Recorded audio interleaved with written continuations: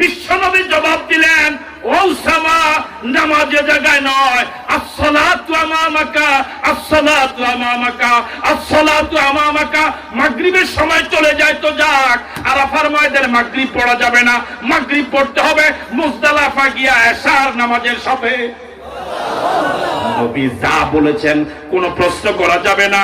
আতিউল্লাহ ওয়া আতিউর রাসূল, আল্লাহকে মেনে নাও, নবীকে মেনে নাও, কোনো প্রশ্ন করা যাবে না। নবী 2 রাকাত পড়েছে, 2 রাকাত পড়ো। নবী ইহরামের সময় না মাথায় কিছু দেয় নাই, তুমিও মাথা খুলে ফেলো। নবী মুজদালিফা গিয়ে এশার সাথে মাগরিব পড়েছেন, তোমাকে এটা করা লাগবে। কোনো প্রশ্ন করা, কোনো ফাইজলামি করা।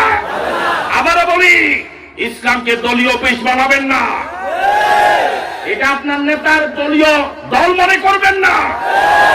যদি জান্নাতে যেতে হয়, নবীর হাতের হাউজে কাউসারে পানি খেতে হয়, নবীর সুপারিশ পেতে হয়, নবী যে আদর্শ রেখে গিয়েছেন ওই আদর্শে মানা লাগবে, বিকল্প কোন আদর্শ মানা যাবে না। রাজি আছো যুবকেরা? কারা কারা রাজি? দুহাত তুলে দেখাও।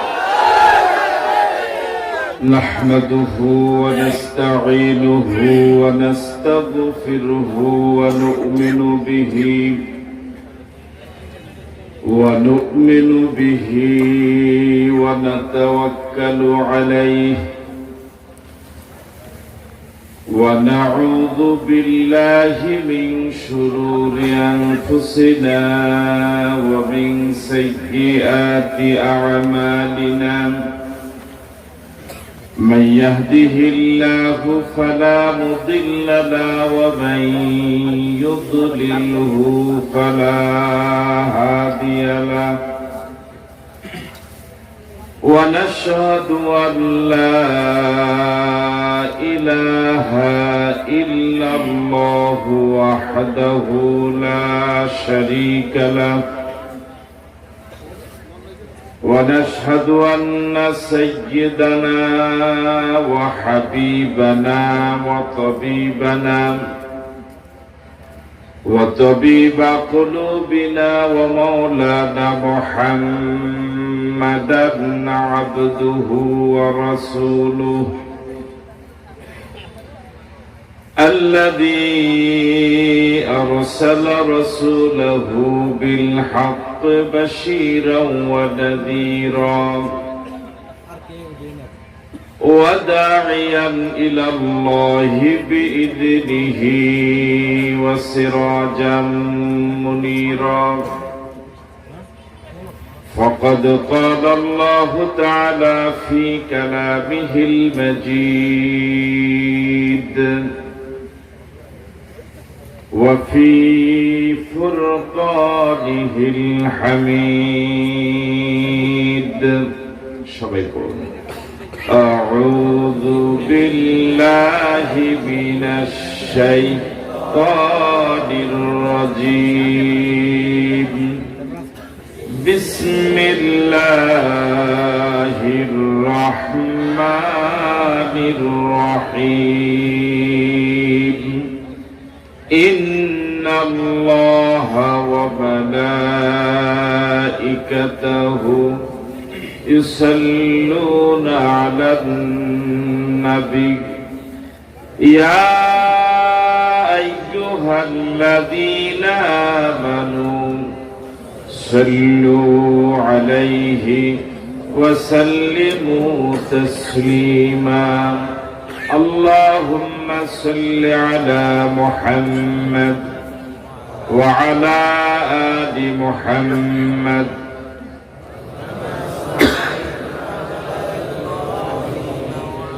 وعلى آل إبراهيم إنك حميد مجيد اللهم بارك على محمد كما باركت على إبراهيم وعلى آل إبراهيم إنك حميد مجيد উত্তর দুর্গাপুর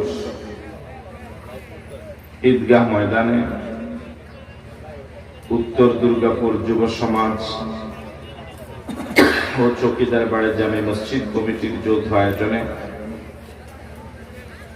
আজকের এই আয়োজিত তাফসীরুল কুরআন মাহফিলের মুহতারাম সভাপতি 13 নং দিঘলি ইউনিয়ন পরিষদের সাবেক সফল চেয়ারম্যান, এই জনপদের কৃতি সন্তান, এই এলাকার গণমানুষের প্রিয় মানুষ জনাব ইসমাইল হোসেন, আজকের মাহফিলের আমন্ত্রিত প্রধান তাফসীর কারক, দেশ বরেণ্য আলেম দ্বীন, আন্তর্জাতিক খ্যাতি সম্পন্ন মুফাসসিরে কোরআন বন্ধুবর হযরত মাওলানা কামরুল ইসলাম সাইদ আনসারী, আমন্ত্রিত ছিলেন, আলোচনা পেশ করেছেন হযরত মাওলানা আলী আকবর সাহেব, খতিব দিঘলি বাজার জামে মসজিদ, আমন্ত্রিত ছিলেন বটতলী স্টেশন উপজেলা সরকারি মডেল মসজিদের সুযোগ্য খতিব হযরত মাওলানা তারিক মনোয়ার সাহেব, আমন্ত্রিত ছিলেন হযরত মাওলানা ওসমান গনি সাহেব, আমন্ত্রিত বিশেষ অতিথিবৃন্দ, শ্রদ্ধাভাজন হাজরাত উলামায়ে কেরাম, মুরব্বিয়ানে আযম, মাহফিল কমিটির সম্মানিত সদস্যবৃন্দ, প্রিয় যুবক বন্ধুরা, ব্যবসায়ী ভাইয়েরা, পর্দার অন্তরালে শ্রবণরতা শ্রদ্ধা মা এবং বোনেরা, আসসালামু আলাইকুম ওয়া রাহমাতুল্লাহি ওয়া বারাকাতুহু। আপনারা সকলেই ভালো আছেন? আমরা সেই মালিকের শুকরিয়া আদায় করছি যিনি আমাদেরকে ভালো রাখলেন। যে সময় আমরা আজকের এই মাহফিলে আলোচক এবং শ্রোতা হিসেবে এই শামিয়ানার নিচে বসা, এ সময় অসংখ্য আল্লাহর বান্দা হাসপাতালে মৃত্যুর যন্ত্রণায় ছটফট করছেন। এ সময় কেউ বা লাশ হয়ে গিয়েছে, এ সময়ে কারো লাশ গোসলের প্রস্তুতি চলছে,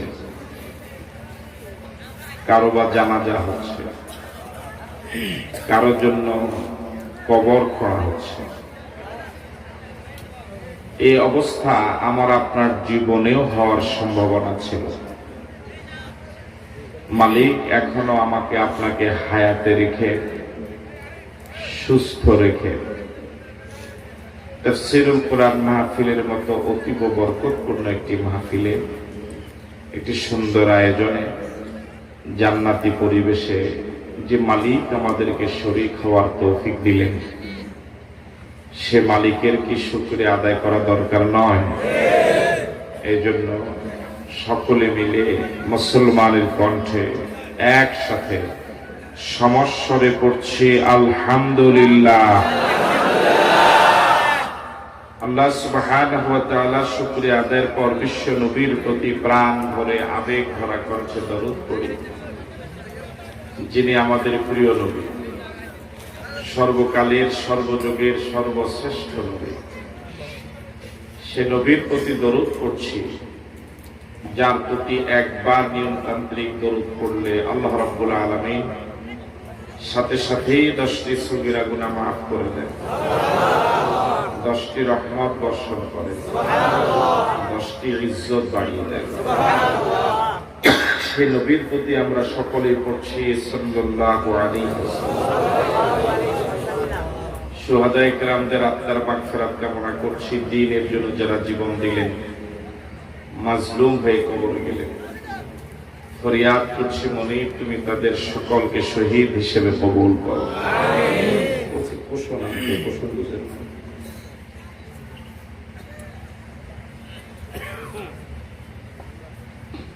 বাউন্ন সনে ভাষার জন্য যারা জীবন দিলেন, 71 সনে স্বাধীনতার জন্য যারা জীবন দিলেন, ইমানদার অবস্থা যারা কবরে গেলেন, আল্লাহ রাব্বুল আলামিন তাদেরকে শহীদ হিসেবে কবুল করুন। এখনো যে সকল বীর মুক্তিযোদ্ধা জীবিত আছেন, আল্লাহ রাব্বুল আলামিন তাদের সহ আমাদের সকলকে ইসলামের জন্য কবুল করুন। আপনাদের সকলকে আন্তরিক ধন্যবাদ এবং মোবারকবাদ জানিয়ে, যেহেতু তাফসীরুল কোরআন মাহফিল, সে লক্ষ্যে আমরা কোরআন মাজিদ থেকে কথা বলার জন্য চেষ্টা করব ইনশাআল্লাহ। আমরা তো কথা বলতে পারবো না যদি মালিক আমাদেরকে তৌফিক না দেন। সুবহানাকা লা ইলমা লানা ইল্লা মা আল্লামতানা ইন্নাকা আনতাল আলিমুল হাকীম। সব ইলমের মালিক আমাদের আল্লাহ। আমরা আল্লাহর কাছে তৌফিক কামনা করি, মালিক তোমার শ্রেষ্ঠ কালাম থেকে কিছু বলতে, শুনতে, আমল করতে আমাদেরকে তৌফিক দান করো। আমার সাথে পড়ুন, আউযু বিল্লাহি মিনাশ শাইতানির রাজীম, বিসমিল্লাহির রাহমানির রাহিম। ইয়া আইয়ুহাল্লাযীনা আমানু আতিউল্লাহা ওয়া আতিউর রাসূলা ওয়া উলিল আমরি মিনকুম فإن تنازعتم في شيء فردوه إلى الله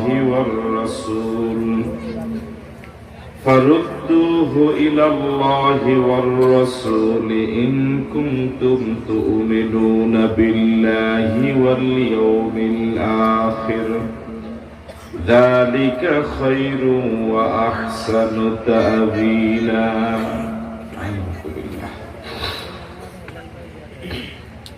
আমরা কোরআন মাজিদের এক বৃহৎ সূরার একটি আয়াত তেলাওয়াত করেছি। সূরাটির নাম সূরাতুন নিসা। এই সূরাতে আয়াত রয়েছে 176টি, রুকু রয়েছে 24টি। এই সূরার ক্রমিক নাম্বার 4।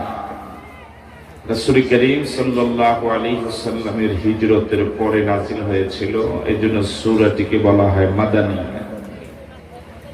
আমি আবার বলছি, সূরার নাম আন-নিসা, আয়াত 176, রুকু 24, ক্রমিক নাম্বার 4, সূরাটি মাদানী।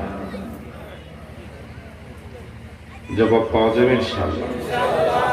আজকের মাহফিলে যুবক বেশি না বুড়া বেশি? আওয়াজে বোঝা যায় যে যুবক বেশি। শুধু যুবকেরা বলো তো সূরাটির নাম। ডান পাশে যুবক বেশি, বাম পাশে মনে হয় বুড়া। যুবকদের কাছ থেকে আবার শুনতে চাই, সূরাটির নাম, আয়াত, রুকু, ক্রমিক নাম্বার, সূরাটি মাক্কি না মাদানী? এবার যুবক বুড়া সকলে মিলে একসাথে বলুন, সূরাটির নাম, আয়াত, রুকু, ক্রমিক নাম্বার, সূরাটি মাক্কি না মাদানী? এবার এভাবে বলুন, কোরআন মাজিদের 4 নাম্বার সূরায় কয়টি আয়াত? ওই সূরায় কয়টি রুকু? ওই সূরা মাক্কি না মাদানী? এবার একসাথে বলুন তো সে সূরাটির নাম। 176 আয়াত সম্বলিত সূরাতুন নিসা আমরা 59 নম্বর আয়াত তেলাওয়াত করেছি। কত নম্বর আয়াত?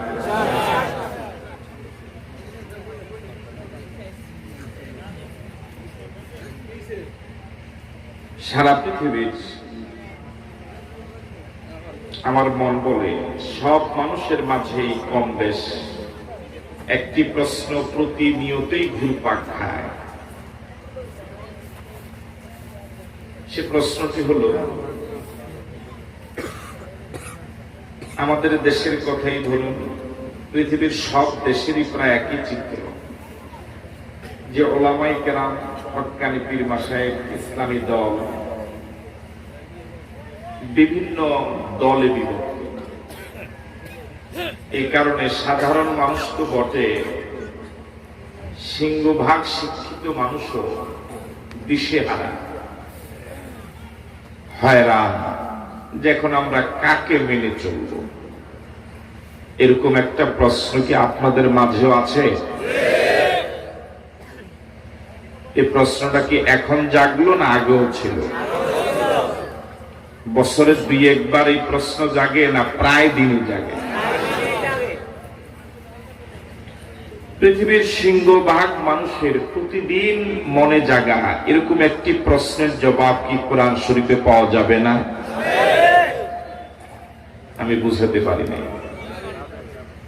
এত ব্যাপক হারে মানুষের মাঝে জন্ম নেওয়া একটা প্রশ্ন, কোরআন মজিদে কি এর সমাধান পাওয়া যাবে না? পাওয়া যাবে, অবশ্যই পাওয়া যাবে।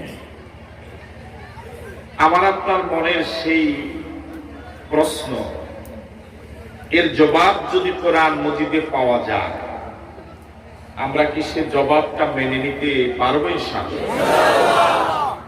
সেই জবাবটা যদি আমার দলের বিরুদ্ধে যায়, রাজি হলেন না তো? কোরআন মজিদের সমাধানটা যদি আপনার দলের বিরুদ্ধে যায়, মেনে নিতে পারবেন? দলেরটা মানবেন না কোরআন মজিদের সমাধান? কোরআন মজিদের সমাধানটা যদি আপনার পীরের বিরুদ্ধে যায়, কারটা মানবেন? কোরআন মজিদের সমাধানটা যদি আশরাফির বিরুদ্ধে যায়, কারটা মানবেন? যার বিরুদ্ধে যাক, যে কোনো মূল্যে আমরা কোরআন মজিদের সমাধানই মেনে নিব, কোনো প্রশ্ন করা যাবে না। রাজি আছেন? মন থেকে রাজি? হাত কি উঠিয়ে আল্লাহ পাককে দেখানো যায়? আল্লাহ কবুল করে বলি আমিন। আরো জোরে বলি আমিন। এই প্রশ্নের জবাব আল্লাহ রাব্বুল আলামিন ১৫০০ বছর আগে কোরআন মজিদে দিয়েছেন সূরা নিসা ৫৯ নম্বর আয়াত। সুবহানাল্লাহ। আল্লাহ রাব্বুল আলামিন বলেন, ইয়া আইয়ুহাল্লাযীনা আমানু আতিউল্লাহ ওয়া আতিউর রাসূল ওয়া উলিল আমরি মিনকুম। আল্লাহ রাব্বুল আলামিন পৃথিবীর সব ঈমানদারদেরকে অ্যাড্রেস করে খেতাব করে বলেন, ইয়া আইয়ুহাল্লাযীনা আমানু, হে ঈমানদারগণ। কে ডাক দিলেন? আরো আস্তে বলুন, আওয়াজ দিয়ে বলুন, কে ডাক দিয়েছেন? কাদেরকে ডাক দিয়েছেন? কোন সূরায় ডাক দিয়েছেন? কত নম্বর আয়াতে? ৫৯ নম্বর আয়াতে। কত নম্বর আয়াতে? আমরা আজকের মাঠে যারা আছি, আমরা কি নিজেদেরকে ঈমানদার বলে মনে করি? তাহলে আল্লাহ রাব্বুল আলামিন আমাদেরকে ডাক দিয়েছেন, ঠিক আছে কথা? তাহলে এবার এভাবে বলি, কে ডাক দিয়েছেন? কাদেরকে ডাক দিয়েছেন? আমাদের। কাদেরকে? আরো কাছের জবাব এভাবে দেওয়া যায়, আমাকে ডাক দিয়েছেন। আল্লাহ রাব্বুল আলামিন আমাকে ডাক দিয়ে বলেছেন, ইয়া আইয়ুহাল্লাযীনা আমানু, হে ঈমানদারেরা, আতিউল্লাহ। তোমাদের মনে প্রশ্ন, কাকে মানবা? কোন দলকে মানবা? কোন পীরকে মেনে চলবা? এর জবাব হচ্ছে, আমি আল্লাহ প্রথম নির্দেশ দিচ্ছি, আতিউল্লাহ, আনুগত্য করা লাগবে আল্লাহর। কার? আরো জোরে বলুন, ওয়া আতিউর রাসূল, আনুগত্য করো রাসূলের। ওয়া উলিল আমরি মিনকুম, এবং তোমাদের মাঝে যারা দায়িত্বশীল তাদের। কয়জনের কথা বলেছেন? এক।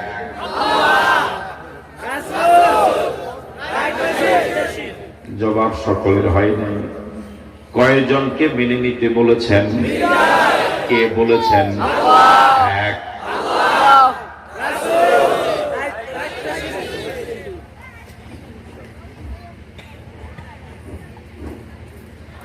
আবার বলুন, কয়জনকে মেনে নিতে বলেছেন? এক, দুই, তিন। আমি বলি, এক আল্লাহ, দুই রাসূল, তিন। এবার কি আঙ্গুল উঁচু করলে অথবা এক দুই বললে সমস্যার জবাব পাওয়া যাবে? কয়জনকে মেনে নিতে বলেছেন?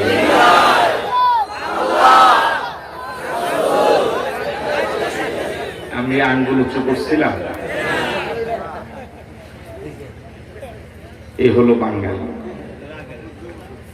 কয়জনকে মেনে নিতে বলেছেন?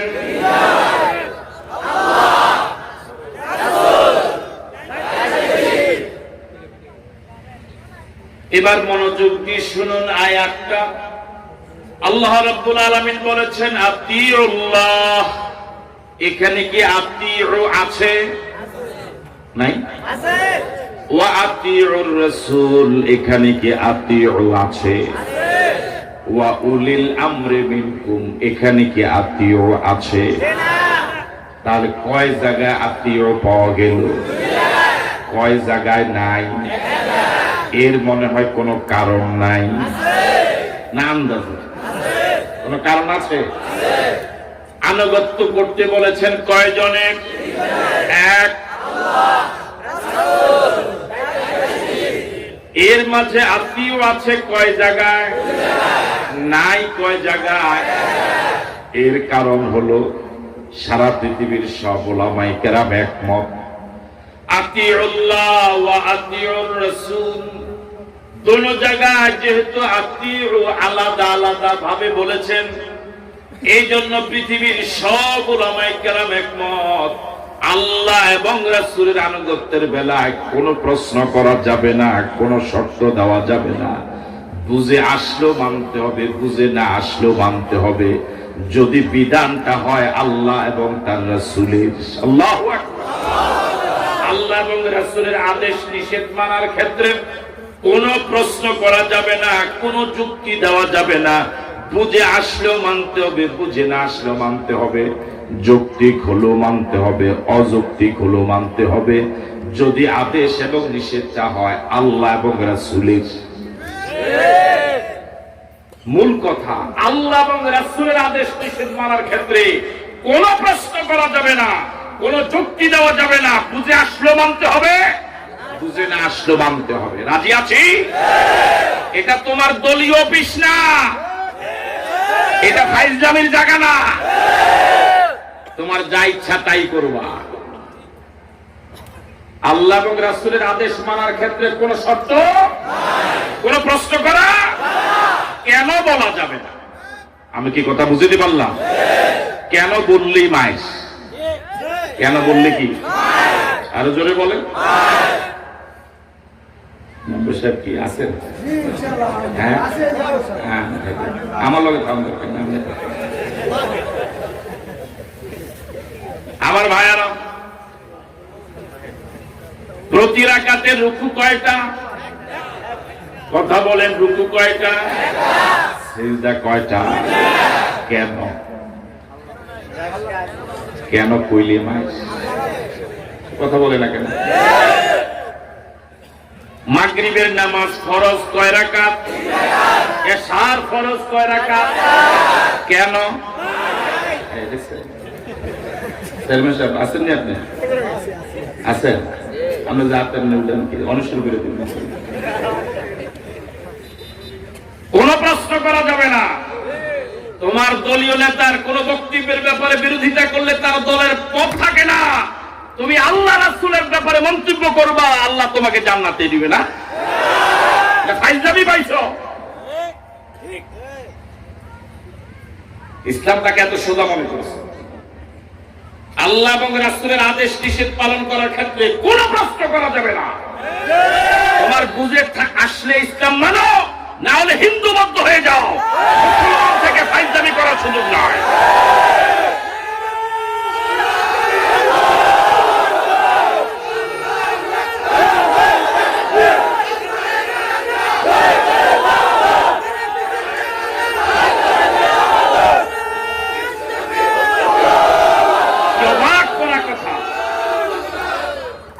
চাঁদপুর এলাকায় একটি কথা প্রচলিত আছে, নামাজ পড়ি আমি টুপি মাথা দিয়ে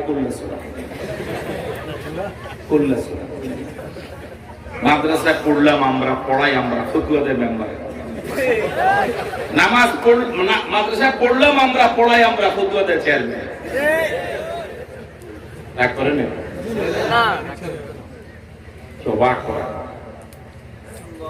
কি জুলুম কথা, কি অন্যায় কথা, কি বাজে কথা।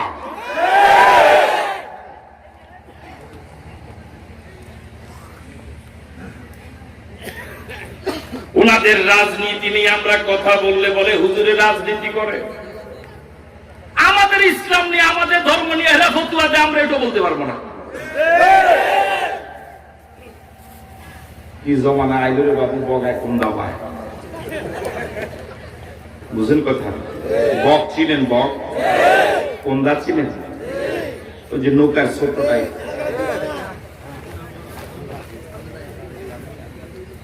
আতিউল্লাহ ওয়া আতিউর রাসূল ওয়া উলিল আমরি মিনকুম।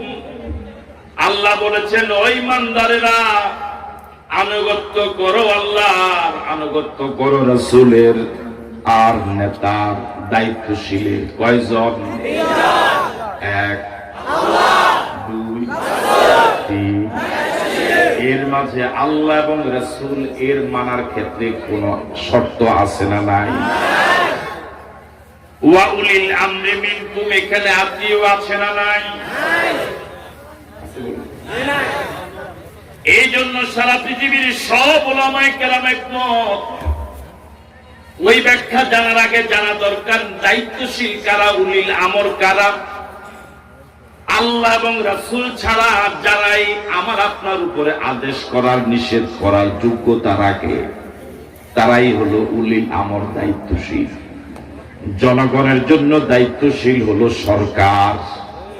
কথা বলেন, ভয় পাইছেন আপনারা? জনগণের জন্য দায়িত্বশীল কে?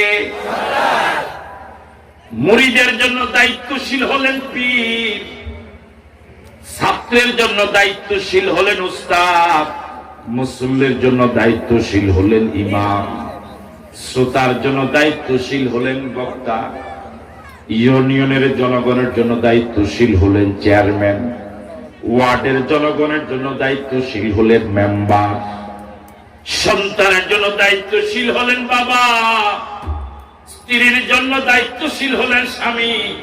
এক কথা, আল্লাহ এবং রাসূল ছাড়া আর যারাই আমার আপনার উপরে আদেশ করার, নিষেধ করার যোগ্যতা রাখে, সকলেই উলিল আমর, সকলেই দায়িত্বশীল। ঠিক আছে কথা? আল্লাহ রাব্বুল আলামিন এই দায়িত্বশীলদেরকে মানতে বলেছেন, তবে আগে আত্মীয় বলেন নাই। এই জন্য পৃথিবীর সব উলামায়ে কেরাম একমত, দায়িত্বশীলকে বিনা প্রশ্নে মানা যাবে না, বিনা যুক্তিতে মানা যাবে না, বিনা বাক্যে মানা যাবে না, অন্ধভাবে মানা যাবে না। দায়িত্বশীলদেরকে মানার জন্য একটা কঠিন শর্ত, সে শর্তটা হলো দায়িত্বশীলের কথা যদি কোরআন সুন্নাহর সাথে মিলে, আল্লাহ এবং নবীর কথার সাথে মিলে, তাহলে দায়িত্বশীলের কথাও মানা লাগবে। দায়িত্বশীলের কথা যদি কোরআন সুন্নাহর সাথে না মিলে, দায়িত্বশীল নেতা, পীর, সরকার, বিরোধী দল যত বড়ই হোক, মানা যাবে না। এই কথার আবার সামারি মুখস্থ হয়েছে? এতটুকু মুখস্থ নিয়ে বাড়িতে যাওয়া যাবে না? যাওয়ার আগে মানতে হবে কয়জন? এই কথা কে বলেছেন? কোন সূরায়? কত নম্বর সূরায়? কত নম্বর আয়াতে? 59। কত নম্বর আয়াতে? কাদেরকে ডেকে বলেছেন? কয়জনকে মানতে বলেছেন? এক, আল্লাহ, রাসূল এবং দায়িত্বশীল, এই তিনজনকে মানার মান কি এক সমান? পার্থক্য আছে না? আল্লাহ এবং রাসূলকে মানার মান এক। এই দুইজনকে মানার ক্ষেত্রে কোনো প্রশ্ন করা, কোনো যুক্তি দেওয়া কেন বলা যাবে না? যেমন একটা আইন, শরীয়তের একটা বিধান হলো এই,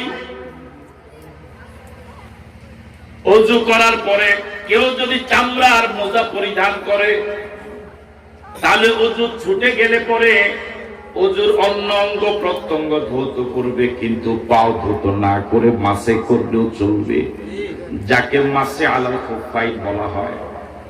এই মাসে আলাল খুফাইনের বিধান হলো, এই 3 আঙ্গুল দিয়া পায়ের পাতার উপর দিয়ে ভাবে টান দিলেই মাসে হয়ে যাবে।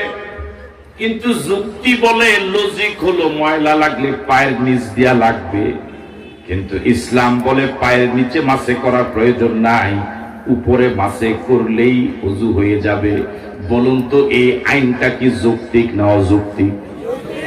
অযৌক্তিক। ময়লা লাগবে নিচে, মাসে করতে বলা হয়েছে। অযৌক্তিক হলেও আপনার বলার কোনো অধিকার নাই। আমি কি কথা বুঝে দি পারলাম? ওযু করার পরে বিভিন্ন কারণে ওযু ভেঙে যায়। এর মাঝে একটা কারণ হলো পিছনের রাস্তা দিয়া বাতাস গেলে ওযু যায়। আপনাদের এলাকায় এই ব্যাপারে একমত? যুবকরা এখন নাই মনে হয়? পিছনের রাস্তা দিয়া বাতাস গেল, ওযু আছে না নাই? এখন শরীয়ত কি বলে, কিভাবে আপনি ওযু করবেন? এখন ওযুর পদ্ধতি হলো, কবজি পর্যন্ত হাত ধৌত করো, কুলি করো, নাকে পানি দাও, মুখমণ্ডল ধৌত করো, কোনি পর্যন্ত হাত ধো, মাথা মাসে করো, টাকনু পর্যন্ত পাও ধো। ওযু কি হয়েছে? পিছনের রাস্তা কি ধোয়া লাগছে? যুক্তি কি বলে? যে জায়গার কারণে মাঘ মাসের শীতের কনকনে শীতের এই কষ্টের ওযুটা গেল, ওই জায়গাটা অন্তত ধোয়া দরকার। কথা বলেন ঠিক নয় কি? অন্তত মাসে করা দরকার। কিন্তু শরীয়ত বলে ধোয়ার দরকার নাই, মাছেরও দরকার নাই, কাপড় আলগি দেওয়ার কোনো প্রয়োজন নাই, তুমি এমন এমন করো ওযু হয়ে যাবে। কোনো প্রশ্ন করা যাবে না, যেহেতু আইনটা আল্লাহ এবং রাসূলের। ঠিক আছে কথা? কোনো প্রশ্ন করা। এবার জানার চেষ্টা করি আয়াতটা নাজিল হওয়ার কারণ। যাকে তাফসীরে ভাষায় শানে নজুল বলে, বাংলায় ঘটনা বা প্রেক্ষাপট বলে, ইংরেজিতে ব্যাকগ্রাউন্ড বলে। বুখারী শরীফ এবং মুসনাদে আহমদে একই হাদিস।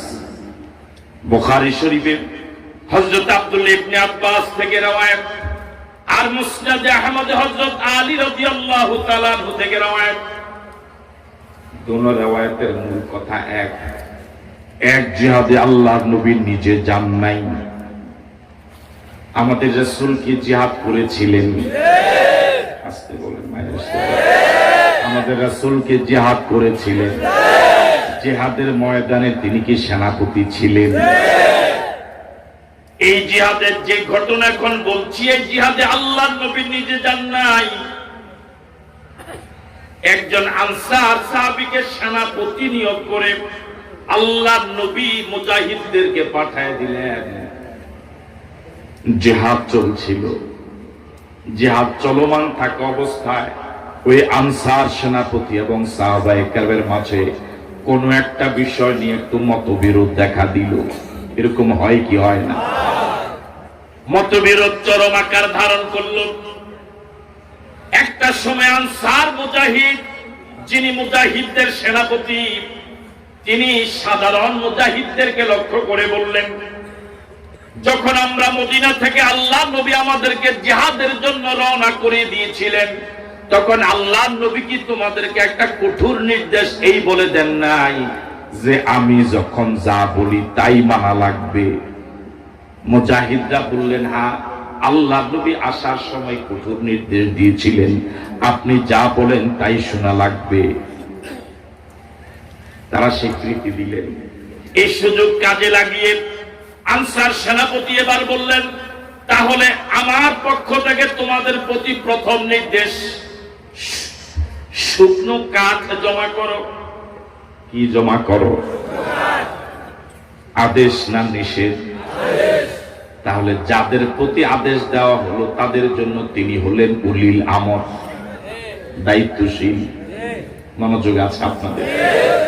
সাহাবায়ে কেরাম মুজাহিদরা তার এই আদেশ অক্ষরে অক্ষরে পালন করলেন, শুকনো কাঠ জমা করলেন। এবার তিনি আদেশ করলেন, আগুন আনো। কি আনো? সাহাবায়ে কেরাম এই আদেশও পালন করলেন। আগুন আনার পরে এবার তিনি আগুন জ্বালালেন। শুকনো কাঠ ধাউ ধাউ করে যখন জ্বলছিল, এমন সময় তিনি একটা তৃতীয় কঠোর আদেশ করলেন। তিনি বললেন, তোমাদের সকলের প্রতি আমার পক্ষ থেকে নির্দেশ, এই জ্বলন্ত আগুনে ঝাঁপ দাও। কি দাও? মাঠে আসছেন। তার এই তৃতীয় আদেশটা পালনের জন্য সিংহবাগ সাহাবায়ে কেরাম রাজি হয়ে গেলেন।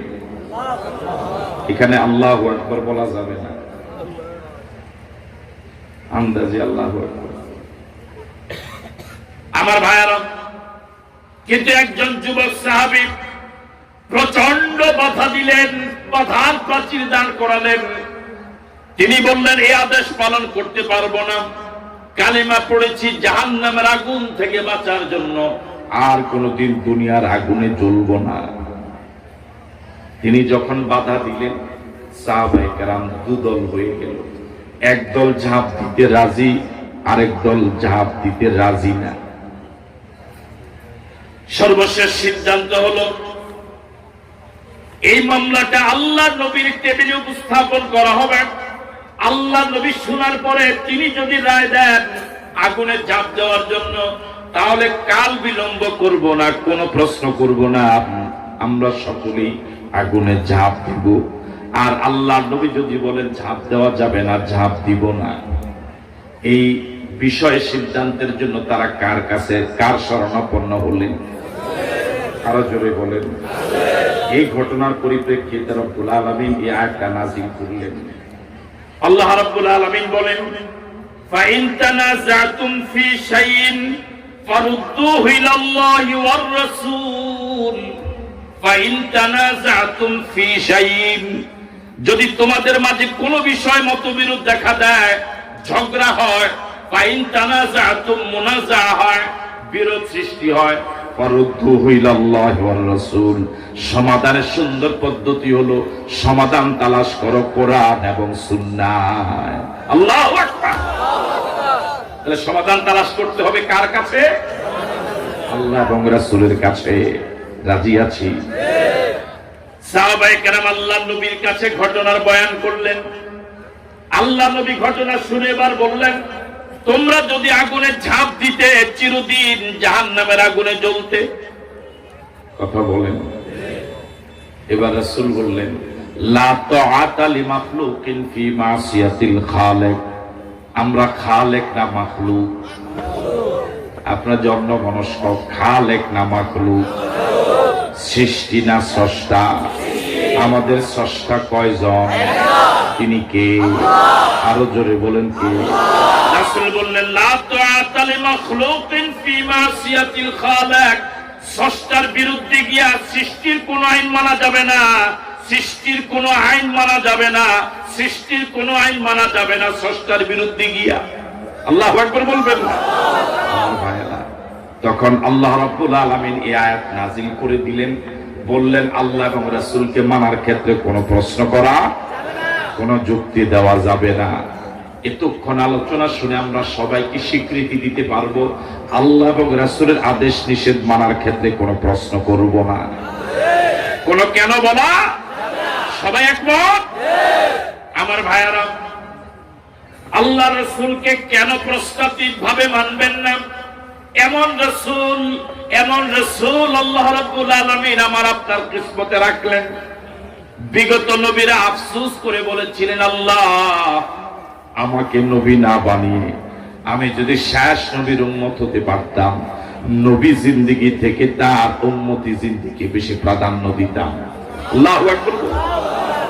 আমার ভাইয়ারা, বিশ্বাস করুন, আল্লাহর কসম করে বলি, আল্লাহর কসম করে বলি, আল্লাহ নবীর চরম শত্রু যারা ছিল, যারা আল্লাহ নবীকে পাগল বলেছে, কবি বলেছে, গণক বলেছে, জাদুকর বলেছে, হত্যার ষড়যন্ত্র করেছে, যাদের জুলুম নির্যাতনে আল্লাহ নবী দেশেও থাকতে পারেন নাই, এই মানের চরম শত্রুরাও আল্লাহ নবীর বেলায় এ কথা বলার সাহস পায় নাই যে মুহাম্মদ জীবনে একটা মিথ্যা কথা বলেছে। আল্লাহু আকবার বলবেন।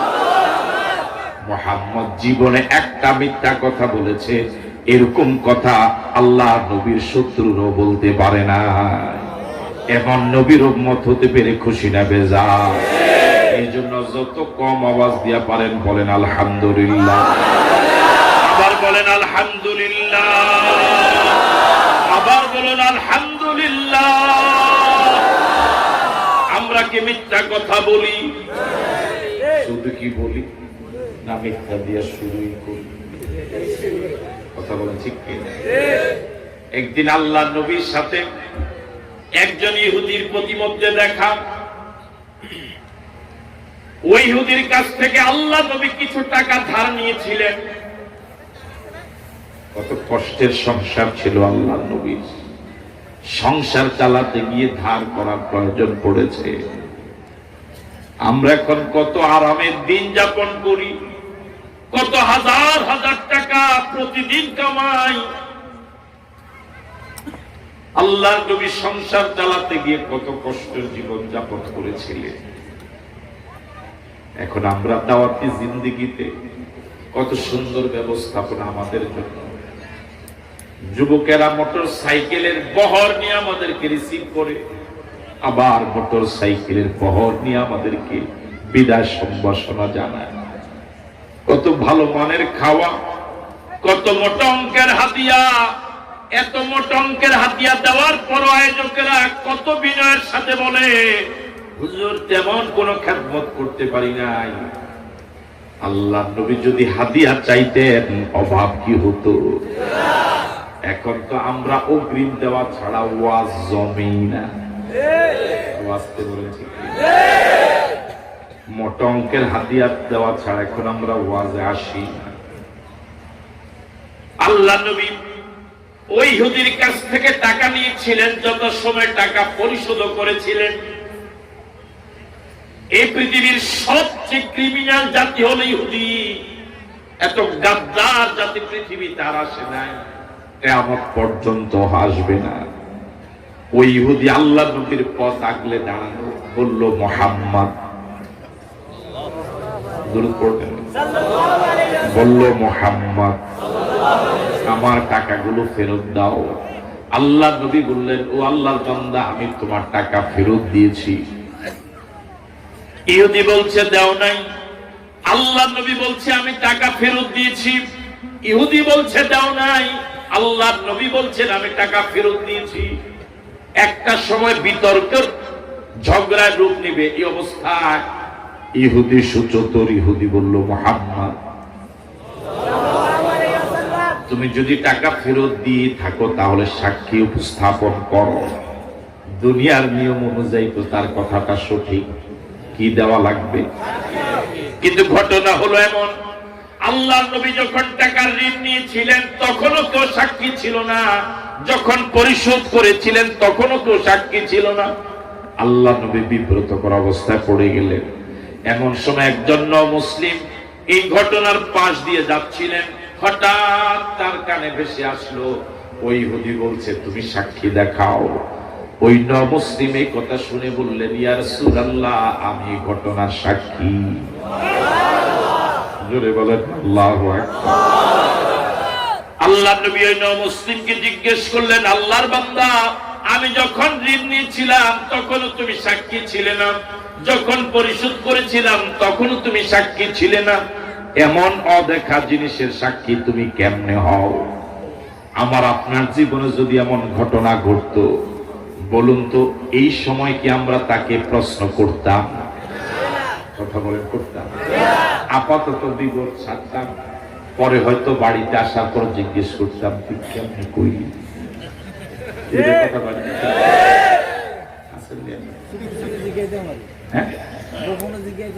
গোপনে জিজ্ঞেস ঘরে আসার পর আর গোপন আর প্রকাশ। এবার ওই মুসলিম দু চোখের পানি ছেড়ে দিয়ে বললেন, ইয়া রাসূলুল্লাহ আমি মূর্তি পূজারী ছিলাম, নিজ হাতে মূর্তি বানাতাম, মূর্তির গায়ে মেকআপ করতাম। আপনি বলেছেন এই দেখা মূর্তির গোলামি করা যাবে না, অদেখা এক আল্লাহর গোলামি করা লাগবে। মূর্তিগুলোর কোন ক্ষমতা যদি নাও বা থাকে, মূর্তিগুলো তো অন্তত দেখা যায়, মূর্তিগুলো তো অন্তত ধরা যায়। আপনি বলেছেন এই দেখা মূর্তির গোলামি করা যাবে না, অদেখা এক আল্লাহর গোলামি করা লাগবে। আপনি নবীর কথা দেখা মূর্তিগুলোকে বাদ দিয়া এক অদেখা আল্লাহর গোলামি করা শুরু করলাম। আপনি বলেছেন ফেরেশতা আছে, কোনদিন দেখলাম না, বিশ্বাস করলাম। আপনি বলেছেন দুকাধে দুজন লেখক আছে, কোনদিন দেখি না, বিশ্বাস করলাম। আপনি বলেছেন ফুলসিরাত আছে, চুল থেকে চিকন, তলোয়ার থেকে ধারালো, কোনদিন দেখি না, বিশ্বাস করলাম। আপনি বলেছেন কবর আযাব আছে, কোনদিন দেখলাম না, বিশ্বাস করলাম। আপনি বলেছেন কবরে ৯৯টা সাপের বাসা। এত বিষাক্ত সাপ, একটা সাপ যদি একবার পৃথিবীতে নিঃশ্বাস ফেলতো, পৃথিবীতে গাছপালা তরুলতা বলতে কিছুই হতো না। নতুন হোক পুরান হোক, কোন কবর খুঁড়লে একটা সাপের অস্তিত্ব পাওয়া যায় না। শুধু আপনার কথা বিশ্বাস করলাম। আপনি নবীর কথায় এতগুলো বড় বড় অদেখা জিনিস যদি আমি বিশ্বাস করতে পারি, শুধু আপনি নবীর কথায়, শুধু আপনি নবীর কথায়, শুধু আপনি নবীর কথায়, তাহলে ইহুদির কাছ থেকে কিছু টাকা নিয়েছিলেন, আবার পরিশোধ করেছেন, এই ছোট্ট কথাটা আমি কেন বিশ্বাস করব না? আল্লাহু আকবার! কি নবী ছিলেন, যা বলেছেন গোটা জিন্দেগিতে একটা মিথ্যা কথা বলে না। আমার ভাইয়েরা, এখন তো সমাজে ঋণ প্রথা উঠেই গিয়েছে। সুদে টাকা চাইলে পাওয়া যায়, ঋণ চাইলে পাওয়া যায় না। অবশ্য চন্দ্রগঞ্জে অবস্থা নাই।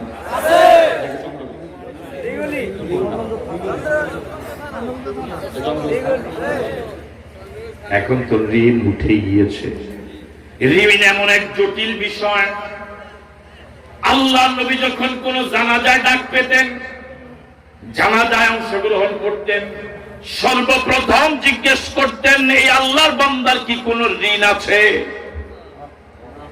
যদি ঋণ থাকতো, যদি বলা হতো হ্যাঁ ঋণ আছে, আল্লাহ নবী রায় দিতেন আগে ঋণ পরিশোধ করো, তারপর জানাজা হবে। এরকম অনেক ঘটনা হাদিস প্রমাণ। আল্লাহ নবী জিজ্ঞেস করেছেন, এই আল্লাহর বান্দার কি কোন ঋণ আছে? সাহাবায়ে কেরাম বললেন হ্যাঁ। আল্লাহ নবী বললেন পরিশোধ করো। কোন কোন ঘটনায় পাওয়া যায় আল্লাহ নবী নিজে বাইতুল মাল থেকে, রাষ্ট্রীয় কোষাগার থেকে ঋণ পরিশোধ করে দিতেন, এরপরে জানাজা পড়তেন। কোন ঘটনা এমন পাওয়া যায় আল্লাহ নবী জিজ্ঞেস করেছেন ঋণ আছে কিনা, বলা হলো আছে, পরিশোধ করো। পরিশোধের কোনো ব্যবস্থা নাই। আল্লাহ নবী জানাজা না পড়ে হাঁটা শুরু করেছেন। এক জানাজা থেকে আল্লাহ নবী চলে যাচ্ছিলেন, হযরত আলী পিছন দিক থেকে গিয়ে বললেন, ইয়া রাসূলুল্লাহ, এই ব্যক্তির যত ঋণ আছে সব ঋণ পরিশোধ করার দায়িত্ব আমি আমার কাঁধে তুলে নিলাম। আল্লাহু আকবার! এই ব্যক্তির সব ঋণ আমি পরিশোধ করে দিব, আপনি মেহেরবানি করে জানাজা পড়ান। এখন তো ঋণ পরিশোধের চিন্তাই এখন আর নাই। কথা বলেন ঠিক নয়? আল্লাহ তুমি আমাদেরকে ঋণ মুক্ত হওয়ার আগে খবর নিও না। এমন নবীকে কেন বিশ্বাস করবেন না? আমার ভাইয়ারা, নবী যা বলে তাই সুন্নাত, তাই জান্নাত, এটাই জান্নাতের পথ। এর ব্যতিক্রম করা যাবে না, কোনো মন্তব্য করা যাবে না, কোনো প্রশ্ন করা যাবে না। বিগত দিনের সব নবী যারা দুনিয়াতে এসেছিলেন, সব নবীদেরকে নবী মানা লাগবে, কিন্তু আদর্শ মানা লাগবে মুহাম্মাদুর রাসূলুল্লাহ সাল্লাল্লাহু আলাইহি ওয়াসাল্লামের। কথা বুঝাইতে পেরেছি? অন্য নবীদেরকে নবী মানবো, কিন্তু আদর্শ মানবো কার? একদিন হযরত ওমর ফারুক রাদিয়াল্লাহু তাআলা আনহু মসজিদে নববীতে বসে তাওরাতের একটা পাতা পড়তেছিলেন। মনোযোগে আসলে আপনাদের কে পড়তেছিলেন? কিসের পাতা? তাওরাত কি আসমানি কিতাব নয়? হযরত ওমর তাওরাতের একটা পাতা পড়তেছিলেন মসজিদে নববীতে। আল্লাহ নবী দেখলেন হযরত ওমর তাওরাত পড়ে। আল্লাহ নবী এমন রাগ হলেন, এমন গুসা হলেন, চেহারা লাল হয়ে গেল। মানুষ বেশি রাগ করলেও কথা আসে না, বেশি খুশি হলেও অনেক সময় কথা আসে না। আল্লাহ নবী এমন রাগ হলেন, বাকরুদ্ধ হয়ে গেলেন। বয়োবৃদ্ধ সাহাবী, জ্ঞানবৃদ্ধ সাহাবী হযরত ওমর ফারুক রাদিয়াল্লাহু, হযরত আবু বকর সিদ্দিক রাদিয়াল্লাহু তাআলা নূর নজরে আলো না। হযরত আবু বকর সিদ্দিক রাদিয়াল্লাহু তাআলা আনহু হযরত ওমরকে মৃদু ধমক দিয়ে বলেন, ওমর, ও ওমর, এখনো কি তাওরাত বন্ধ করো নাই? এখনো কি তাওরাত পড়া বন্ধ করো নাই? আল্লাহ নবীর চেহারা মোবারকের দিকে তাকায় দেখো, আল্লাহ নবী কি পরিমাণ রাগ হয়ে আছেন। হযরত আবু বকরের আওয়াজ শুনে হযরত ওমর ফারুক রাদিয়াল্লাহু তাআলা আনহু তাওরাত পড়া বন্ধ করে আল্লাহ নবীর চেহারা মোবারকের দিকে একবার চোখ তুলে তাকালেন। হযরত ওমর ফারুক রাদিয়াল্লাহু তাআলা আনহুর মতো সাহাবী নবীর চেহারা মোবারকের দিকে তাকিয়ে এত ভয় পেলেন, থরথর করে কাঁপা শুরু করলেন। কি পরিমাণ রাগ করেছেন আল্লাহ নবী। হযরত ওমরের মতো সাহাবী থরথর করে কাঁপা শুরু করলেন। সিংহ পুরুষ, বীর পুরুষ, যিনি রাস্তা নামলে ইবলিস সরে যায়, ইবলিস সরে যায়। আর আমরা ঘরে থাকলে ইবলিস আমাদের সাথে আড্ডা দেয়। কথা বলে না কেন? ঠিক কি? আমরা কি রাস্তায় নামলে ইবলিস ধরে না ঘরে থাকলেও ধরে? শুধু কি ধরে না, জাতা দেয়। আমরা ঘরে থাকলে ইবলিস আসে, আর হযরত ওমর রাস্তা বের হলে ইবলিস পালায়। ওই ওমর যাকে দেখলে ইবলিস ভয় পায়, ওই ওমর আল্লাহ নবীর চেহারা দেখে ভয় কাঁপা শুরু করেছে। আল্লাহু আকবার। ওই ওমর ভয় পেয়ে গেলেন। হযরত ওমর কালিমা পড়েছিলেন পাহাড়ের উপরে, দারুল আরকাম। কালিমা পড়ার পরে ওমর আল্লাহ নবীকে জিজ্ঞেস করলেন, ইয়া রাসূলুল্লাহ, আপনি কি সত্য নবী নন? রাসূল বললেন, হ্যাঁ। এবার ওমর জিজ্ঞেস করলেন, ইসলাম কি সত্য ধর্ম নয়? রাসূল বললেন, হ্যাঁ। এবার ওমর বললেন, ইয়া রাসূলুল্লাহ, আপনি যদি সত্য নবী হন, ইসলাম যদি সত্য ধর্ম হয়, এখন থেকে আর আল্লাহর গোলামি গোপনে হবে না, পাহাড়ের গুহায় হবে না, এখন থেকে আল্লাহর গোলামি হবে আল্লাহর ঘরের দরজা। ও যুবকেরা, ওমরের উত্তরসূরি হতে পারবে? আমার ভাই,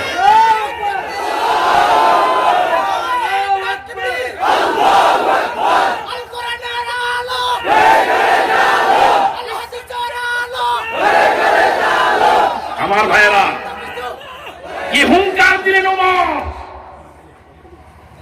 আল্লাহ বিরোধী যারা, ওরা আল্লাহর ঘর দখল করে আছে, বাইতুল্লাহ। আর আমরা আল্লাহর গোলাম, আমরা আল্লাহর গোলামি করতে পারবো না তার ঘরে। এটা সহ্য করা হয় না, যাবে না। সুতরাং এখন থেকে আর গোপনে গোলামি নয়, রাসূল চলুন, এখন থেকে আল্লাহর গোলামি হবে, আল্লাহর ঘরের দরজা উন্মুক্ত আকাশে। দেখি কি আসছে। আমি ওমর সামনে।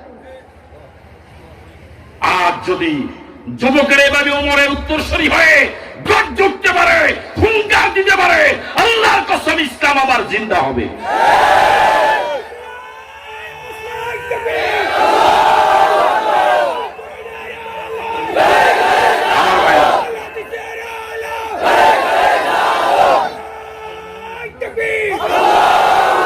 ভয় পেয়েছেন আপনারা?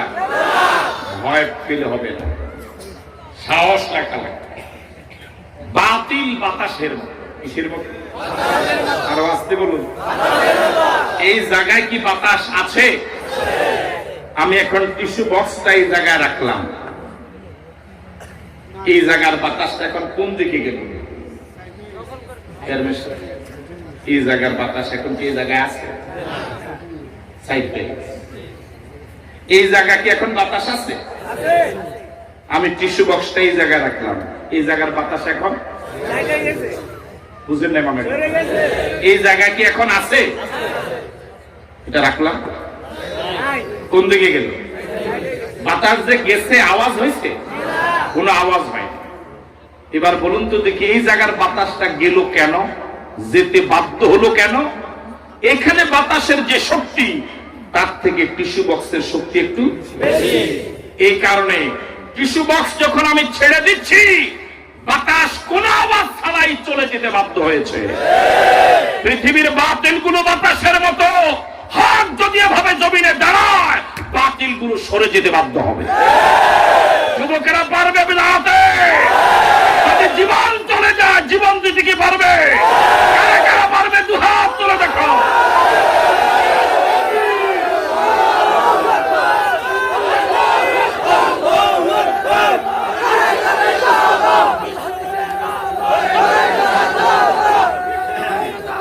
আমার ভাইয়ারা, ওই ওই ওমর আল্লাহ নবীর চেহারা দেখে ভয় পেয়ে গেলেন। যে সকল সাহাবায়ে কেরাম কাফের এবং মুশরিকদের অত্যাচারে মদিনায় হিজরত করতে বাধ্য হয়েছিলেন, সব সাহাবায়ে কেরাম হিজরত করেছিলেন রাতের আধারে, গোপনে। এমনকি আল্লাহর নবীও হিজরত করতে বাধ্য হয়েছিলেন রাতের আধারে, দিনের বেলায় যেতে পারেন নাই। সঙ্গে একাধিক সাহাবায়ে কেরামকে নিতে পারেন নাই, সঙ্গে নিয়েছিলেন মাত্র একজন, তিনি হলেন আবু বকর। শুধুমাত্র ওমর, কেবলমাত্র ওমর, একমাত্র ওমর রাতের আধারে হিজরত করে নাই, গোপনে হিজরত করে নাই। হযরত ওমর ফারুক রাদিয়াল্লাহু তাআলা আনহু হিজরতের জন্য বের হয়েছিলেন দিনের বেলায়। আল্লাহু আকবার।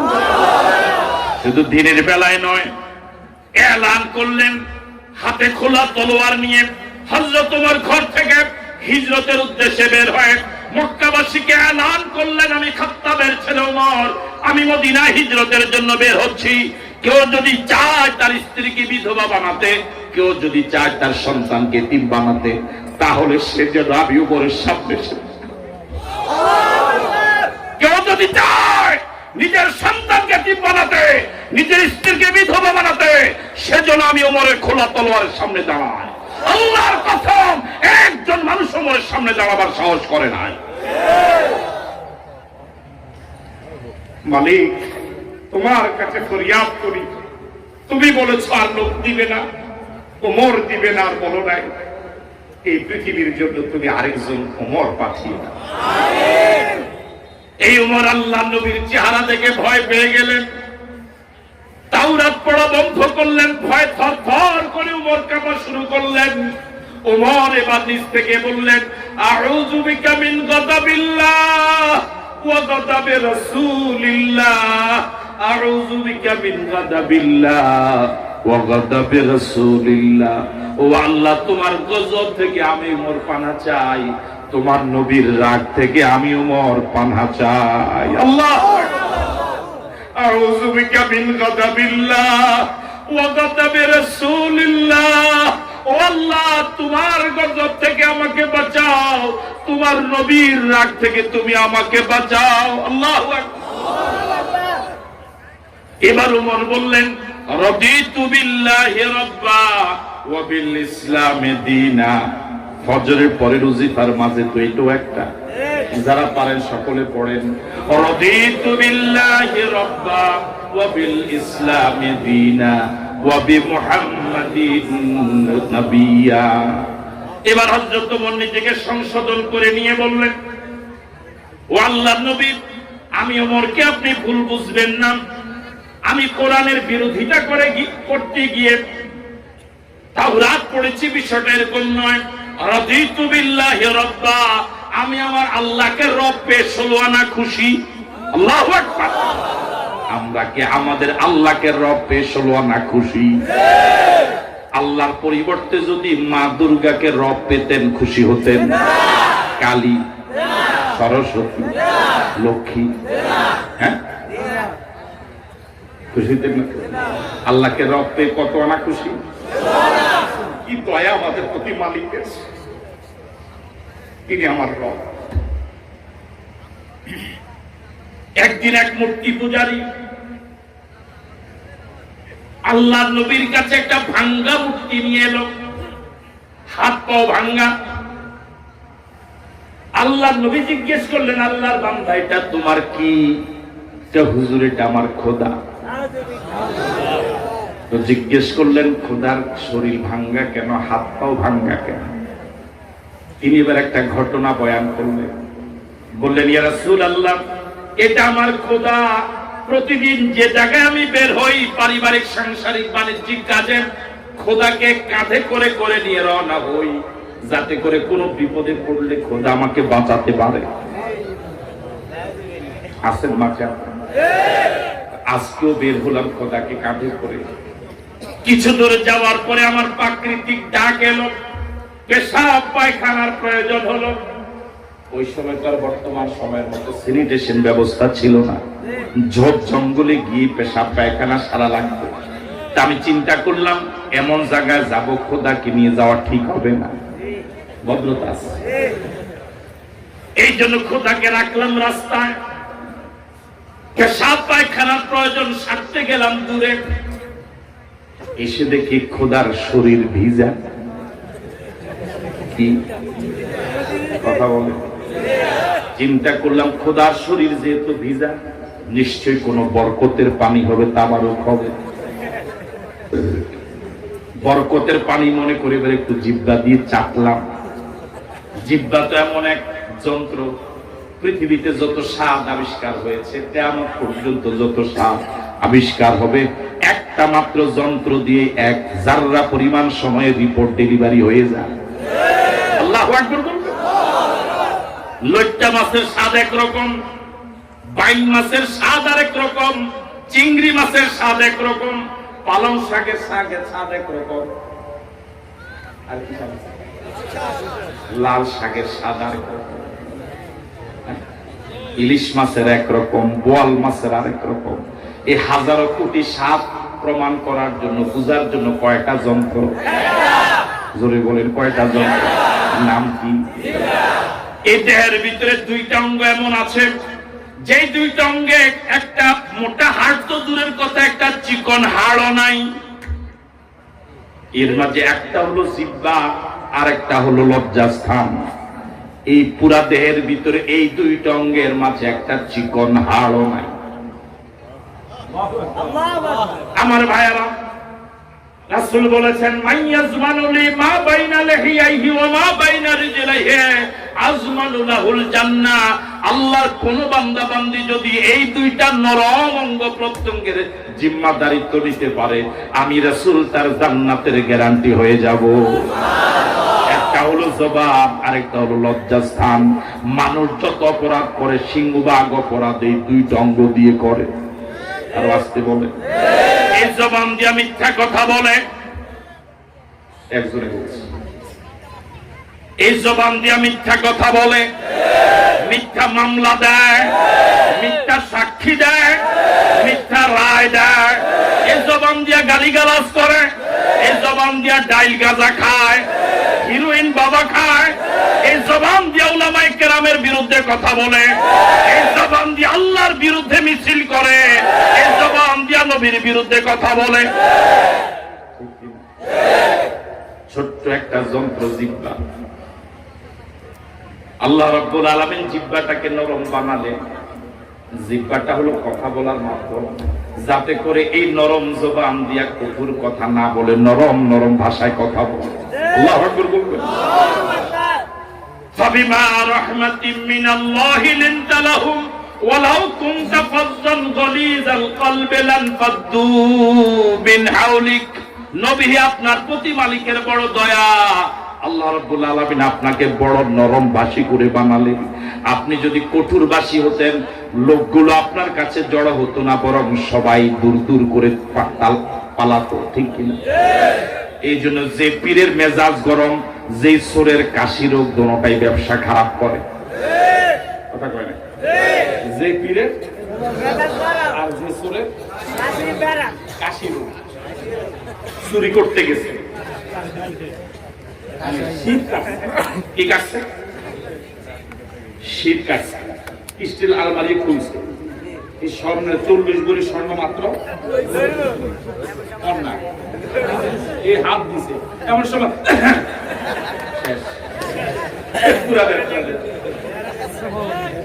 কথা বলে ঠিক কিনা? আর যে পীরের মেজাজ গরম, মুরিদ আসলে কোন মুরিদ হইব তার কাছে। এই জন্য দেখবেন সব বিশ্বাসের মেজাজ, বাবা ভালো আছো, খুব সুন্দর সুন্দর। ওই লোকটা বললেন, ইয়া রাসূলুল্লাহ, মনে আছে কি আগের কথা? বললেন, ইয়া রাসূলুল্লাহ, আমি জিহ্বা দিয়া চাটলাম বরকতের পানি মনে করে, কিন্তু আমার জিহ্বা রিপোর্ট ডেলিভারি দিল কেমন কেমন যেন টক টক বৃষ্টি বৃষ্টি গ্রাম। বরকতের পানি যদি হয়, তাবারকের পানি যদি হয়, এটা তো বৃষ্টি হওয়ার কথা। একটু এদিক সেদিক তাকালাম, তাকিয়ে দেখি দূরে একটা 4 পায়ে জানোয়ার দাঁড়ানো। আমি আর নামটা নিলাম না, দূরে একটা চার পায়ে জানোয়ার, ওই জানোয়ারের নিচ দিয়ে টপ টপ করে পানি পড়ে। আমার আর বুঝার বাকি নাই এটা কোন বরকতের পানি। আমার মেজাজ এরকম গরম হলো, মেজাজ যেমন গরম হলো, খোদার পা ধরে এমন একটা আছাড় মারলাম, বললাম তুই খোদা না তুই হুদা? তুই কুকুরের পেশাব থেকে নিজেকে বাঁচাতে পারিস না, তো আমি সৃষ্টির সেরা জীব মানুষ, আমাকে বাঁচাবি কি করে? হাদিসে এসেছে আল্লাহ নবী তার এই কথা, এই বয়ান শুনে একটু জোরে হেসে দিয়েছিলেন। আল্লাহ নবী সব সময় মুস্কি হাসতেন, তাবাসসুম হাসতেন, কিন্তু এই ঘটনা শুনে আল্লাহ নবী একটু জোরে হেসে দিয়েছিলেন।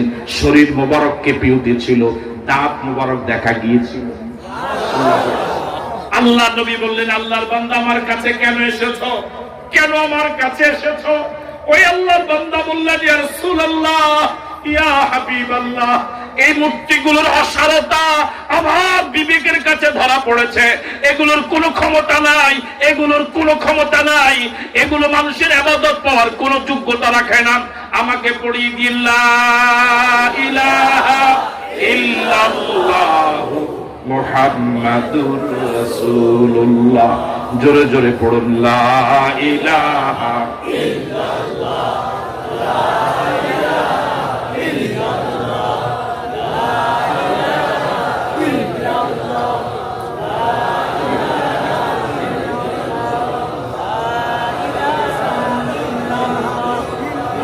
লা ইলাহা ইল্লাল্লাহ মুহাম্মাদুর রাসূলুল্লাহ সাল্লাল্লাহু আলাইহি ওয়াসাল্লাম। মসজিদে নববীতে ওমর বললেন, ইয়া রাসূলুল্লাহ, মনে আছে কি আগের কথা? রাদিতু বিল্লাহি রাব্বা, আমি আমার আল্লাহকে রব পেয়ে 16 আনা খুশি। আল্লাহু আকবার। হিন্দুদের দেবতা কয়টা? 33 কোটি। কয় কোটি? সবাই যদি বলা হয় যে অন্য কোন ইবাদত বন্দেগী লাগবে না, শুধু 33 কোটি দেবতার নাম মুখস্থ কইরা জান্নাতে যাওগা, তাও কি একজনের পক্ষে সম্ভব? বুঝেন না? যদি আর কোন ইবাদত বন্দেগী নাও থাকে, যদি বলা হয় শুধু 33 কোটি দেবতার নামটা মুখস্থ করে জান্নাতে যাওগা, এরপর কি একজনও পাওয়া যাবে? আমাদের আল্লাহ কয়জন? আল্লাহু আকবার। আমাদের আল্লাহ কয়জন? তিনি কে? আমাদের মালিক কয়জন? তিনি কে? আওয়াজ দিয়ে বলুন আল্লাহ। আবার বলুন আল্লাহ। আরেকবার বলুন আল্লাহ। এবার হযরত ওমর বললেন, রাদিতু বিল্লাহি রাব্বা ওয়া বিল ইসলামি দীনা। ও নবী, আমি স্বীকৃতি দিচ্ছি, অন্য কোন ধর্ম পেলে আমি খুশি হতাম না, ইসলামকে জীবন বিধান হিসেবে পেয়ে আমি খুশি। আপনারা কি ইসলামকে জীবন বিধান পেয়ে 16 আনা খুশি? হিন্দু ধর্ম পেলে কি খুশি হতেন? বৌদ্ধ ধর্মের অনুসারী হলে কি খুশি হতেন? খ্রিস্টান হলে কি খুশি হতেন? অগ্নি পূজারী, মূর্তি পূজারী হলে কি খুশি হতেন? ইসলামকে ধর্ম হিসেবে পেয়ে আমরা কি 16 আনা খুশি? এবার ওমর বললেন, ওয়াবি মুহাম্মাদিন নাবিয়্যা। ও নবী, আমাকে আপনি ভুল বুঝবেন না, আপনার সামনে তাওরাত পড়ে আপনাকে আমি কষ্ট দিতে চাই নাই, ইচ্ছে করে আমি এই পরিস্থিতির সৃষ্টি করি নাই। ও নবী, আপনার নবুয়তের ব্যাপারে আমার কোনো প্রশ্ন নাই, আমার মনে কোনো শোভা নাই। ওয়াবি মুহাম্মাদিন নাবিয়্যা, ও মুহাম্মদ সাল্লাল্লাহু আলাইহি ওয়াসাল্লাম, আপনাকে নবী হিসেবে পেয়ে আমি ওমর 16 আনা খুশি। আমরা কি আমাদের নবীকে নবী পেয়ে 16 আনা খুশি? সবাই খুশি? বলেন আলহামদুলিল্লাহ, আলহামদুলিল্লাহ, আলহামদুলিল্লাহ। এবার রাসূল বলেন, ওয়াল্লাযী নাফসু মুহাম্মাদিন বিয়াদিহি, ওয়াল্লাযী নাফসু মুহাম্মাদিন বিয়াদিহি, লাউ বাদালাকুম মূসা ফাত্তাবা'তুমুহু ওয়া তারাকতুমুনি লাদালালতুম আন সাওয়াইস সাবিল। অনুবাদ শোনার আগে বলেন আল্লাহু আকবার। এবার আল্লাহ নবী বলেন ওয়াল্লাযী নাফসু মুহাম্মাদিন বিয়াদিহি, ও উমর শুনে রাখো, ও দুনিয়ার ইমানদারেরা শুনে রাখো, ওই সত্তার কসম করে বলি যার হাতে আমি মুহাম্মাদের জীবন, তিনি কে? আল্লাহ। তার মানে আল্লাহর কসম, আল্লাহর কসম করে বলি, আল্লাহ নবী বলছেন আল্লাহর কসম করে বলি, লাউ বাদা আলাকুম মূসা, এই সময় যদি মূসা আসতেন, ফাত্তাবাতুমুহু, তোমরা যদি মূসার আনুগত্য করা শুরু করতে, মূসার আদর্শ যদি মানা শুরু করতে, ওয়া তারাকতুমুনি, আমি মুহাম্মাদের আদর্শ যদি প্রত্যাখ্যান করতে, লাদালালতুম আন সাওয়াইস সাবিল, আমি রাসূল ঘোষণা করছি জান্নাতের রাস্তা থেকে তোমরা ছিটকে পড়তে। নাউজুবিল্লাহ বললো।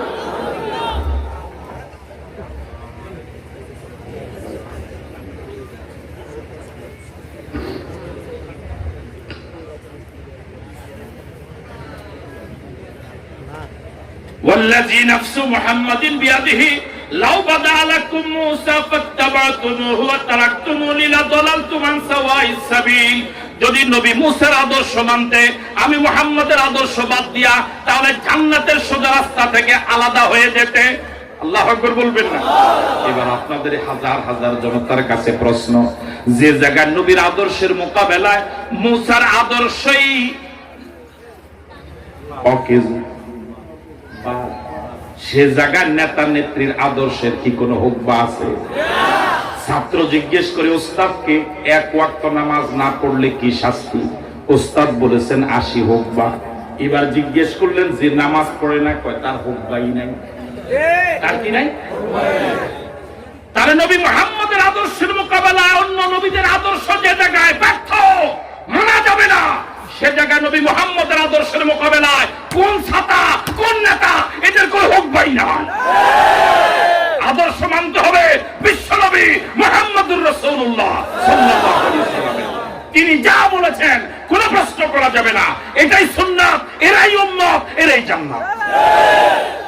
তিনটা শব্দ মুখস্থ করেন, জান্নাত বলেন, উম্মত, সুন্নাত। আমরা যেতে চাই কোথায়? ওই কর্নার একটু ঝামেলা আছে, ওরা জান্নাতে যেতে চায় না বাড়ি যেতে চায়। আমরা কোথায় যেতে চাই? কারা কারা চাই না? কোথায় যেতে চাই? জান্নাতে যেতে হলে উম্মত হওয়া লাগবে। কি হওয়া লাগবে? রাসূল বলেছেন কুল্লু উম্মতি ইয়াদখুলুনাল জান্নাতা ইল্লা মান আবা, কিলা ওয়া মান আবা, ক্বালা মান আতানি দাখালাল জান্নাহ ওয়া মান আসানি ফাকাদ আবা।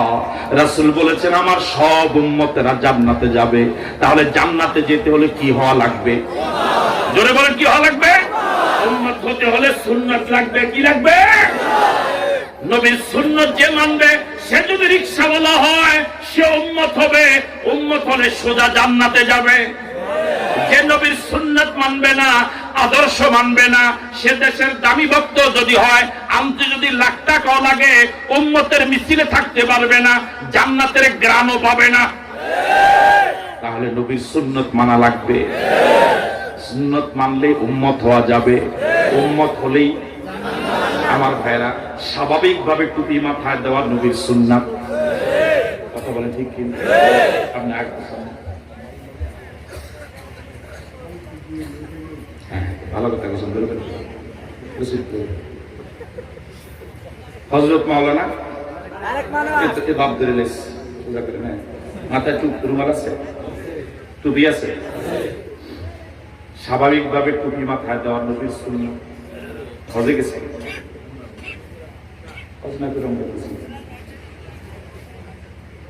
উনি যখন হজে যাবে, এহরাম অবস্থা কি মাথায় টুপি থাকবে?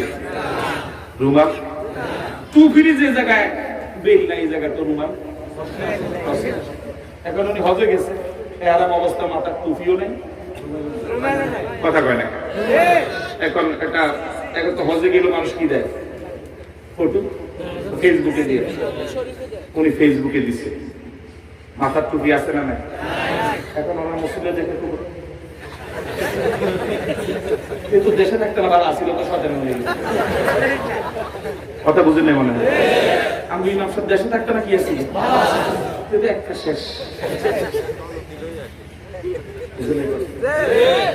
বিদায় হজে আল্লাহ নবী আরাফার ময়দানে, বিরক্ত হচ্ছেন না তো? কয়েক মিনিট সময় দেওয়া যাবে? বিদায় হজে আল্লাহ নবী আরাফার ময়দানে জোহরের সময় বেলালকে বললেন, বেলাল আযান দাও। রাষ্ট্রীয় মুয়াজ্জিন বেলাল, কালো মানুষ, নিগ্র মানুষ, খাটো মানুষ, আমার ভাইরা নাক চ্যাপ্টা, মোটা, গরিব মানুষ, তাও আবার তোতলা, তোতলানি বুঝেন? মুখে কথা, রাষ্ট্রীয় মুয়াজ্জিন, আল্লাহ, তার থেকে কত সুন্দর চেহারা, কত সুন্দর কণ্ঠের, কত ভালো কণ্ঠের মুয়াজ্জিন ছিল। আল্লাহ নবী বেলালকে বাদ দিয়া কাউকে রাষ্ট্রীয় মুয়াজ্জিন বানায় নাই। আল্লাহু আকবার। বেলালকে বললেন, বেলাল আযান দাও। বেলাল জোহরের আযান দিলেন। আল্লাহ নবী বললেন একামত দাও। বেলাল একামত দিলেন কোন নামাজের? আল্লাহ নবী যোহরের 4 রাকাত ফরজের জায়গায় 2 রাকাত পড়লেন। কয় রাকাত? আগের সুন্নত পড়েন নাই, পরে সুন্নত নফলও পড়েন নাই, মাত্র কয় রাকাত? এই অবস্থায় যদি বাঙালি থাকতো, হুজুর আমি করেন সুন্নত নফল করব, কথা বুঝেন? জোর শেষ হওয়ার পরে আল্লাহ নবী বেলালকে আবার বললেন, বেলাল একামত দাও। বেলাল আবার একামত দিলেন। আল্লাহ নবী আবার আসর পড়লেন, তাও কয় রাকাত? আজান, একামত, একামত 2 আজান কয় রাকাত? ইন্নাস সালাতা কানাত আলাল মুমিনিনা কিতাবাম মাওকুতা। নামাজ ইমানদারদের জন্য সময়ের সাথে ফরজ হয়েছে। রাসূল জোহর পড়ে সাথে সাথে আসর পড়ে ফেললেন, 2 একামত, 1 আযান। সন্ধ্যা পর্যন্ত আরাফার ময়দানে থাকলেন। সন্ধ্যা পর্যন্ত আরাফার ময়দানে থাকা লাগবে। সূর্য ডুবার আগে আরাফার ময়দান ত্যাগ করা যাবে না। সূর্য ডুবে গেল, আল্লাহ নবী পাহাড়ের উপর উঠে গেলেন। সূর্য ডুবার পরে কি কোনো নামাজ আছে? কথা বলেন। এশার নামাজ। সূর্য ডুবার সাথে সাথে কোন নামাজ? মাগরিব। সূর্য ডুবে গেল, আল্লাহ নবী মাগরিব পড়লেন না। বাহনের উপর আরোহণ হয়ে আল্লাহ নবী রওনা হলেন মুজদালিফার দিকে। কোন দিকে? সাহাবায়ে কেরামও রওনা হলেন। মনে মনে প্রশ্ন, মাগরিবের সময় যায়, কিন্তু সাহস করে প্রশ্ন করার কারো সুযোগ নাই, ভয়। আমার ভাইয়েরা, ওই মজলিসে রাসূলের একজন নাতি ছিলেন, নাম উসামা। নাম কি? রাসূলের পালক ছেলে হযরত যায়েদ রাদিয়াল্লাহু তাআলা আনহুর ছেলে হযরত উসামা। নাতিরা তো সাহস করে নানার সাথে অনেক কথাই বলতে পারে। এখানে নানা যারা আছেন, অনেক নানা আছে এমন মেজাজ, ছেলেদেরকে আদর করবেন, সোহাগ করবেন। অনেক জুমাবারে মসজিদে দেখি বাচ্চারা যদি ফিলারের পাশে বসা থাকে, বুড়া মুরব্বীরা যায় কথা বলে, মানে এমন ধমক দেয়, হে যাইয়া ফিলারের ট্যাগ লাগায়, এমন নাকের ডাক, নাকের ইঞ্জিন। ছোটদেরকে আদর করবেন, সোহাগ করবেন, তাহলে ওরা কাছে আসে। হযরত উসামা নাতি মানুষ, নানাকে সাহস করে বললে ফেললেন। উসামা মনে করেছেন নানা মনে হয় নামাজের কথা ভুলে গিয়েছে। উসামা বললেন, নানা নামাজ, নানা নামাজ। আল্লাহু আকবার বলবেন। উসামা মনে করেছে নানা মনে হয় নামাজের কথা ভুলে গিয়েছে। নানা এবার জবাব দিলেন, বাহনের উপর আর হইতে অবস্থা। নানা এবার জবাব দিলেন, বিশ্বনবী জবাব দিলেন, ও উসামা, নামাজে জায়গায় নয়, আসসালাতু আমামাকা, আসসালাতু আমামাকা, আসসালাতু আমামাকা। মাগরিবের সময় চলে যায় তো যাক, আরাফার ময়দানে মাগরিব পড়া যাবে না। মাগরিব পড়তে হবে মুজদালিফা গিয়া এশার নামাজের সাথে। নবী যা বলেছেন কোনো প্রশ্ন করা যাবে না। আতিউল্লাহ ওয়া আতিউর রাসূল, আল্লাহকে মেনে নাও, নবীকে মেনে নাও, কোনো প্রশ্ন করা যাবে না। নবী 2 রাকাত পড়েছে, 2 রাকাত পড়ো। নবী ইহরামের সময় না মাথায় কিছু দেয় নাই, তুমিও মাথা খুলে ফেলো। নবী মুজদালিফায় গিয়ে এশার সাথে মাগরিব পড়েছেন, তোমাকে এটা করা লাগবে। কোনো প্রশ্ন করা, কোনো ফাইজলামি করা। আবারও বলি, ইসলামকে দলীয় পেশ বানাবেন না। এটা আপনার নেতার দলীয় দল মনে করবেন না। যদি জান্নাতে যেতে হয়, নবীর হাতের হাউজে কাউসারে পানি খেতে হয়, নবীর সুপারিশ পেতে হয়, নবী যে আদর্শ রেখে গিয়েছেন ওই আদর্শে মানা লাগবে, বিকল্প কোন আদর্শ মানা যাবে না। রাজি আছো যুবকেরা? কারা কারা রাজি? দু হাত তোলা দেখাও।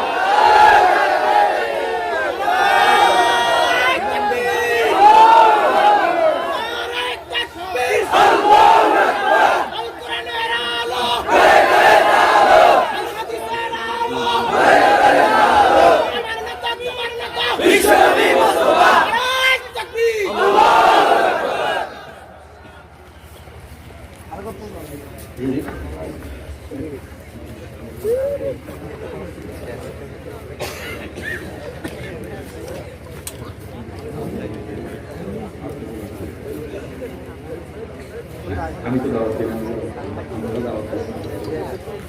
ঠিক আছে কথা যে আমি দাওয়াত দিন আমার সাথে আপনার কি কথা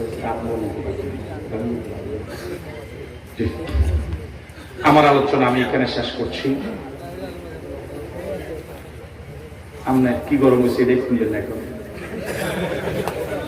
আর 2 ঘন্টা করলে আমরা এটা গাতে থাকবো, সুতরাং লাভ নেই না।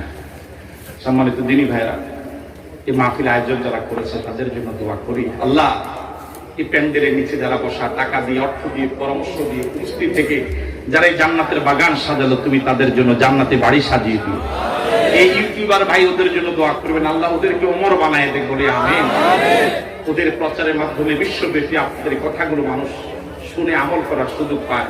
আল্লাহ রাব্বুল আলামিন ওদেরকে সত্যিকারে দ্বীনের প্রচারক হিসেবে কবুল করুন। আমরা দেশের জন্য দোয়া করি, আল্লাহ এই দেশের স্বাধীনতাকে তুমি হেফাজত করো, স্বাধীনতার বিরুদ্ধে যত ষড়যন্ত্র তুমি নস্যাৎ করে দাও।